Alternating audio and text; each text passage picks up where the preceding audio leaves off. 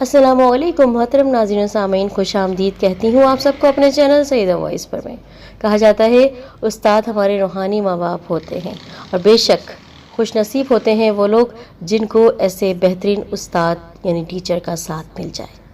आज की आप बीती उन लोगों के लिए ख़ास तौर पर है जो मायूसी की गहराइयों में डूब रहे हैं, अंधेरों में खो गए हैं। एक ऐसी लड़की जिसको ये माशरा कबूल नहीं कर सकता था, मगर उसकी टीचर और उसके वालिद साहब ने कैसे उसको जीना सिखाया और आखिर उसने जीत हासिल कर ली। बढ़ते हैं अपनी वीडियो की तरफ, उसी की ज़बानी कहानी सुनेंगे। पर आप सबसे गुजारिश करती हूँ हमें सपोर्ट करने के लिए, हमारा साथ देने के लिए हमारे चैनल सईदा वॉइस को सब्सक्राइब कीजिए, और सब्सक्राइब करते ही बेल के बटन को ज़रूर दबाएं जिससे आपके पास हमारी अपलोड की जाने वाली वीडियोस की नोटिफिकेशंस बर वक्त पहुँचे। मुझे बिल्कुल याद नहीं है, लेकिन अब्बू बताते हैं कि जब 1 साल की मैं हो गई और मैं खड़ा होना ना सीखी तो अब्बू को मेरी जानिब से ये फ़िक्र लाहक हो गई। उससे पहले किसी को ख्याल ही नहीं था, क्योंकि मैं हंसने, बोलने, रोने और गूंगा करने की हद तक आम बच्चों की तरह ही थी। सबकी बातें और मूड भी समझ जाती थी, इसीलिए किसी ने सोचा भी नहीं था कि मैं यानी सना मुराद एक ख़ास किस्म की दिमागी बीमारी का शिकार थी, जिसकी वजह से आने वाले दिनों में मेरा शुमार दिमागी लिहाज से एबनॉर्मल अफराद में किया जाता था। एक दिन अब्बू ने शदीद परेशानी के आलम में अम्मी से कहा कि हिना, हमारी बेटी ने अब तक खड़ा होना नहीं सीखा है। अरे सीख जाएगी, बाज़ बच्चे खासी देर से खड़ा होना और चलना फिरना सीखते हैं, लड़कियां तो वैसे ही इस मामले में सुस्त होती हैं। मगर अब्बू की तसल्ली नहीं हुई। उन्होंने अम्मी से कहा, मेरा ख्याल है हमें सना को डॉक्टरों को दिखाना चाहिए। ओफ, अम्मी ने बेजारी से कहा, आप तो एक बात के पीछे ही पड़ जाते हैं। अम्मी को हमेशा मैंने अपने लिए अब्बू से उलझते हुए देखा था। मुझसे पहले 2 बड़े भाई और उनके बाद 2 बहनें थीं। सबसे बड़े असद भाई 10 साल के थे, और इतने बड़े होने के बावजूद अम्मी उनकी देखभाल करती थी। पर अभी तो मैं सिर्फ साल भर की ही थी। अब्बू को गुस्सा आ गया, कैसी माँ हो तुम, इसकी सेहत का मामला है, खुदा ना खास्ता कोई मसला हुआ तो उम्र भर का चक्कर हो जाएगा। ठीक है, तुम इसे तैयार रखना, मैं खुद इसे डॉक्टर के पास ले जाऊंगा। अब्बू शाम में मुझे डॉक्टर के पास ले गए। डॉक्टर ने चंद टेस्ट लिख दिए और दवाएं मुझे दे दी। अम्मी ने बहुत मुखालफत की कि डॉक्टर तो ऐसे ही टेस्ट करवाते रहते हैं, आप छोड़िए इस मामले को। लेकिन अब्बू ने अम्मी की मुखालफत के बावजूद मेरे टेस्ट करवा लिए। फिर जब उनकी रिपोर्ट्स डॉक्टर के पास गईं तो वो हैरान हो गए और परेशान भी हो गए। कहा कि आपकी बच्ची को तो एक बहुत बड़ी दिमागी बीमारी हो सकती है, उसमें दिमाग का जिस्म पर काबू कमज़ोर हो जाता है, उसकी वजह से बच्चे की ग्रोथ भी कम होती है और बच्चा चलना फिरना और बोलना भी देर से शुरू करता है। अब्बू परेशान हो गए। डॉक्टर, क्या मेरी बच्ची दिमागी लिहाज से एबनॉर्मल है? नहीं, इसका शऊर और समझने सोचने की सलाहियत बिल्कुल आम बच्चों की तरह है, लेकिन जिस्मानी सिस्टम इसका सुस्त हो जाएगा, इसे बोलने और चलने फिरने की दुश्वारी होगी। अब्बू मुतमईन नहीं थे। उन्होंने न्यूरो फिजिशियन से मेरा मुआयना करवाया और उन्होंने इस बात की तस्दीक कर दी कि मैं इस मखसूस नौयत की बीमारी का शिकार थी जो 10 लाख में से 1 या 2 बच्चों को ही होती है, और उसका कोई इलाज नहीं था क्योंकि ये जेनेटिक बीमारी थी। सिर्फ फिजियोथेरेपी के ज़रिए ही इसका इलाज था। अब्बू ने फौरी तौर पर मेरा इलाज करवाना शुरू कर दिया। अम्मी को पता चला तो उन्होंने रो रो कर बुरा हाल कर लिया।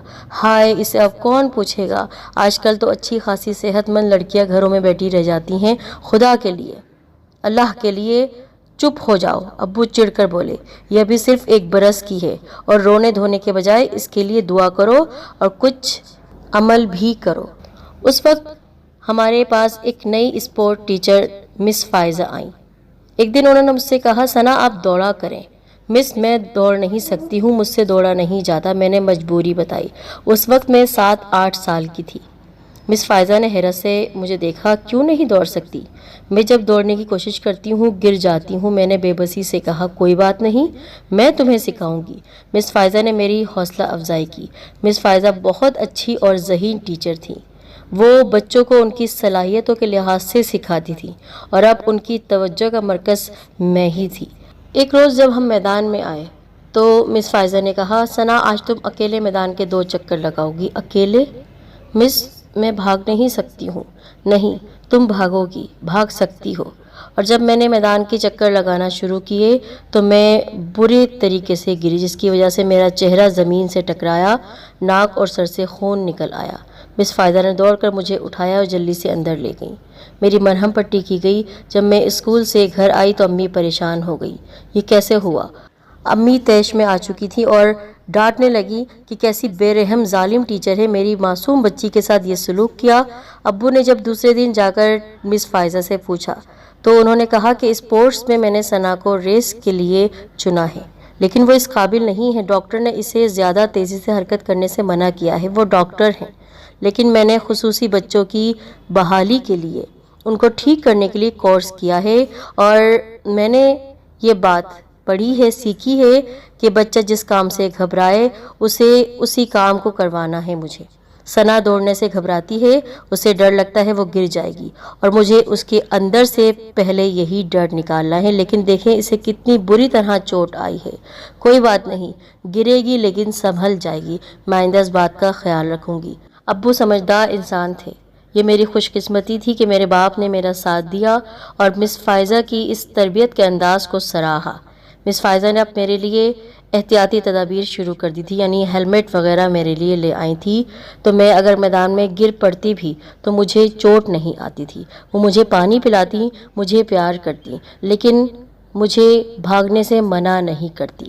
اب میں پڑھنے کے ساتھ ساتھ ریس کی تربیت بھی حاصل کر رہی تھی۔ اور پھر جب ہمارے شہر کے ایک بہت بڑے اسپورٹس کمپٹیشن میں جب میرا نام شامل کیا گیا تو میں گھبرا گئی کہ مس میں تو اس طرح نہیں بھاگ سکتی ہوں۔ میری ٹیچر نے کہا نہیں تم بھاگو گی، حوصلہ افزائی میری کی اور کہا کہ چاہے تم آخری نمبر میں آؤ، سب سے آخر آؤ، فنیشنگ لائن تک ضرور جاؤ گی۔ امی ابو بھی ریس دیکھنے کے لیے موجود تھے۔ ابو نے چلا چلا کر میری حوصلہ افزائی کی اور امی وہ تو ہمیشہ کی طرح ناپسندیدگی سے مجھے دیکھ رہی تھی۔ ان کو اچھا نہیں لگ رہا تھا کہ لوگوں کے سامنے، تمام تماشائیوں کے سامنے ان کی بچی گر گر کر بھاگ رہی ہے، اور جب میں ہار گئی، ظاہر سی بات ہے میں اس طرح نہیں بھاگ سکتی تھی، تو امی نے واویلا مچا دیا، گھر میں آفت آ گئی کہ کیسے وہ ٹیچر آپ کی بچی کو بھگا رہی ہے۔ کتنی بے عزتی ہوئی ہماری، خاندان والے ویسے ہی مجھے شرمندہ کرتے رہتے ہیں اس کی معذوری کی وجہ سے۔ کیسے اس کی شادی ہوگی کسی لڑکے کے ساتھ، کون اس کو پسند کرے گا؟ اور اب اس کو ہم نے اسکول بھیجا ہے پڑھنے کے لیے تو یہ گر پڑ رہی ہے، وہاں جا کر اس کی ٹیچر کو صاف صاف منع کر دیا جائے۔ ابو نے جب مس فائزہ سے کہا پلیز آپ ثنا کو مزید اسپورٹس میں شامل نہ کریں تو مس فائزہ حیران رہ گئی۔ مگر کیوں مسٹر مراد؟ اب تو ثنا کی پروگریس بہت اچھی ہو گئی ہے، اور کیا آپ یہ بات جانتے نہیں ہیں اگر اس نے کھیلنا چھوڑ دیا تو یہ جتنا چل رہی ہے اتنا بھی نہیں چل سکتی ہے۔ دراصل یہ جو ریس میں گر رہی تھی بار بار تو اس کی ماں سے برداشت نہیں ہوا۔ دیکھیں آپ چاہتے ہیں آپ کی بچی زیادہ سے زیادہ نارمل زندگی کے قریب آئے تو اسے ایسی ایکٹیویٹیز میں حصہ لینے دیں، ورنہ یہ اپنے خول میں بند ہو جائے گی اور احساس کمتری میں مبتلا ہو جائے گی۔ میری بیوی نہیں مان رہی ہے، اس کی ماں نے سختی سے منع کیا ہے۔ ابو نے بے بسی سے کہا پلیز آپ اسے کوئی اور کھیل کھلائیں لیکن ریس میں حصہ نہ دلائیں، جیسی آپ کی مرضی۔ امی نے تو اپنی منمانی کر لی، ابو مجھے افسوس سے صرف دیکھتے تھے۔ مجھے ٹینشن شروع ہو گئی۔ مس فائزہ کی وجہ سے جو میری جسمانی حالت بہتر ہوئی تھی، چلنا پھرنا میں نے صحیح سے شروع کر دیا تھا، نارمل بچوں کی طرح میں زندگی گزار رہی تھی، پھر سے میرے قدم لڑکھڑانے لگے۔ ایک دن چونک کر مس فائزہ میرے پاس آئیں، ثنا یہ تم کس طرح چل رہی ہو؟ میں نے کہا مس میں سمجھی نہیں، میرے ساتھ آؤ۔ وہ مجھے اسکول کے فزیوتھراپی سینٹر میں لے گئی، وہاں جہاں پر بچے ایکسرسائز اور مختلف ورزشیں کرتے ہیں۔ وہاں دیوار پر ایک بہت بڑا سا آئینہ لگا ہوا تھا۔ مس فائزہ نے مجھ سے کہا اس میں خود کو چلتے ہوئے دیکھو۔ میں نے چل کر خود کو آئینے میں دیکھا، میری چال عجیب سی اور بگڑی ہوئی ہو رہی تھی۔ میرا جسم دائیں یعنی رائٹ سائڈ پر سیدھی طرف جھک رہا تھا اور الٹا پاؤں جھٹکے سے اٹھ اور بیٹھ رہا تھا۔ میں اپنی چال دیکھ کر خود ڈر گئی اور رونے لگی۔ مس یہ کیا ہوا مجھے؟ ثنا اپنے امی اور ابو کو بھیجنا کل میرے پاس، میں ان کو دکھاؤں گی تمہاری یہ چال اور ڈھال۔ मिस फ़ायज़ा गुस्से में थी। मैंने घर आकर अब्बू को बताया। वैसे तो अम्मी भी थी, लेकिन मैं अपनी बात अब्बू से कहती थी। अब्बू मेरी हालत और चलने का अंदाज़ देखकर घबरा गए। मुझसे कितनी बड़ी गफलत हो गई। अम्मी को बताया गया तो वो भी परेशान हो गई। हाय हाय, मेरी बच्ची को ये क्या हुआ? ये सब तुम्हारी ज़िद का नतीजा है। उसकी टीचर ठीक कहती थी, इसके लिए स्पोर्ट्स में हिस्सा लेना बहुत ज़रूरी है। मुझे क्या मालूम था, मैं तो इस ख्याल से कह रही थी कि मेरी बच्ची गिर रही है, पढ़ रही है। कोई नहीं, अब तुम एक लफ्ज़ नहीं कहोगी, उसकी तरबियत उसकी टीचर ही करेगी। और यूँ मिस फ़ायज़ा ने फिर से मुझे स्पोर्ट्स की तालीम देना शुरू कर दी। मेरी उम्र उस वक्त 12 साल के करीब थी। एक 12 साल की लड़की जिसे भागना भी नहीं आता था, उसकी टीचर ने उसकी तरबियत ऐसे की जैसे कोई माँ। वो सिर्फ मुझे भागना नहीं सिखाती थी, मुझसे प्यार से भी पेश आती थी, मुझे अपनी बच्चियों की तरह समझती थी। 17-18 बरस की मैं हो चुकी थी। एक दिन मेरी खाला मेरा रिश्ता लेकर अम्मी के पास आई, अपने उस बेटे के लिए जो आवारा भी था और तालीम में जिसको कोई दिलचस्पी नहीं थी। अम्मी तो बहुत खुश हुई। अरे माशाल्लाह से मेरी बेटी को सब आता है। उन्होंने मेरी तारीफ़ करते हुए कहा, आपा, लेकिन कुदरत ने जो कमी रखी है इसमें, वो तो कमी ही है ना। मुझे अपनी खाला की बात कभी पसंद नहीं आती थी। वो मेरी खाला थी या कोई दूर की रिश्तेदार थी जो हमेशा मेरी कमी की वजह से अम्मी को मज़ीद मायूसी में मुब्तला कर देती थी। अम्मी ने जब इस रिश्ते के बारे में अब्बू को बताया, अब्बू ने कोई खुशी का इजहार नहीं किया। अम्मी ने कहा, आप खुश नहीं हुए? तो अब्बू ने कहा, खुश होने वाली बात क्या थी? हमारी बेटी में इतनी कमी है, अगर मेरी बहन रिश्ता लेकर आ रही है उसके लिए तो आपको खुश होना चाहिए। क्यों खुश हो मैं?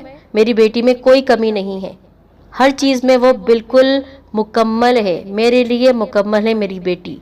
तुम जानती हो तुम्हारी बहन का वो बेटा कितना आवारा है, कितनी लड़कियों के चक्करों में पड़ा रहता है, तो हमारी बेटी उसमें आप जानते हैं ना, कोई इसको कबूल नहीं करेगा माशरे का।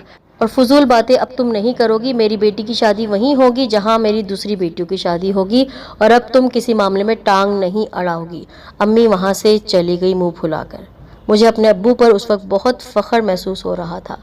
सोनिया बाजी जो मेरी बड़ी बाजी हैं, उनकी शादी में उनका देवर आमिर अमेरिका से जब आया तो वो किसी आईटी फर्म में काम करता था। वो सांवले रंग का एक पुरकशिश नौजवान। सच्ची बात है कि मुझे पहली नज़र में ही अच्छा लगने लगा, लेकिन ये बात मैंने अपने दिमाग तक रखी, दिल तक नहीं आने दी। एक दिन वो मुझसे शादी में कहने लगा, सना आप मुझे अच्छी लगती हैं। मैंने कहा, आमिर आप मुझसे हमदर्दी कर रहे हैं? हरगिज़ नहीं। मगर मेरा दिल ये मानने पर हरगिज़ राज़ी नहीं हुआ कि आमिर मुझ जैसी लड़की को पसंद कर सकता है। मुझ में बहुत कमी थी। मैंने फ़ाइनल ईयर के दौरान फिर से फ़िज़ियोथेरेपी और एक्सरसाइज शुरू कर दी थी क्योंकि मेरी सेहत ख़राब हो रही थी। उन्हीं दिनों मिस फ़ायज़ा ने मुझसे रब्ता किया, सना चंद महीने बाद चीन में स्पेशल ओलंपिक्स हैं, उनके ट्रायल में तुम भी आ जाओ। नहीं मिस, मेरा इरादा नहीं है। क्यों नहीं आना चाहती हो सकता है इस बार तुम मेडल जीत जाओ। नहीं मिस, मैं नहीं आना चाहती हूँ, मैं नाकाम हो जाऊँगी। नहीं, तुम नाकाम नहीं होगी।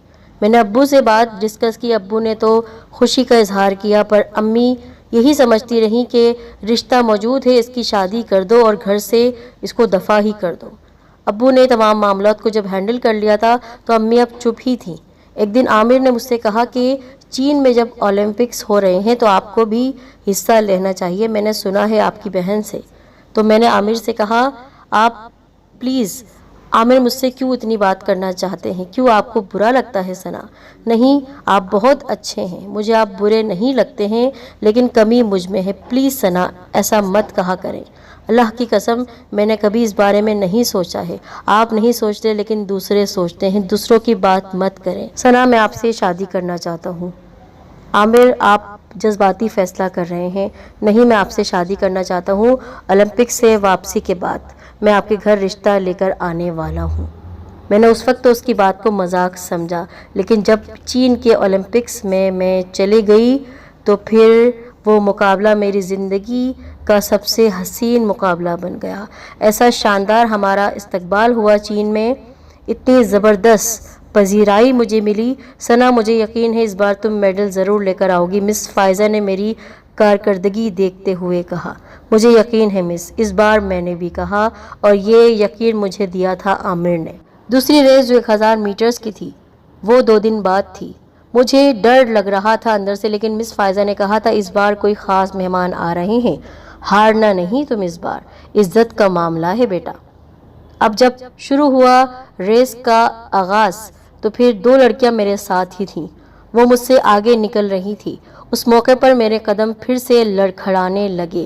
اچانک میرے کانوں سے ایک آواز ٹکرائی، ثنا رکنا نہیں، ثنا رکنا نہیں۔ میں نے دیکھا تماشائیوں کے درمیان میں عامر بیٹھا ہوا تھا اور چیخ چیخ کر مجھے حوصلہ دے رہا تھا۔ مجھے اپنی آنکھوں پر یقین نہیں آیا، تو یہ ہیں وہ خاص مہمان۔ مجھے پتہ ہی نہیں چلا پھر کب میری لڑکھڑاہٹ دور ہو گئی اور میں نے پوری رفتار سے دوڑنا شروع کر دیا۔ مجھے کچھ نہیں سنائی دے رہا تھا سوائے ایک آواز کے جو مجھ سے کہہ رہی تھی کہ میں دوڑتی رہوں، اور میں نے فنشنگ لائن عبور کر لی۔ مجھ سے نزدیک ترین لڑکی بھی مجھ سے 10 گز پیچھے تھی۔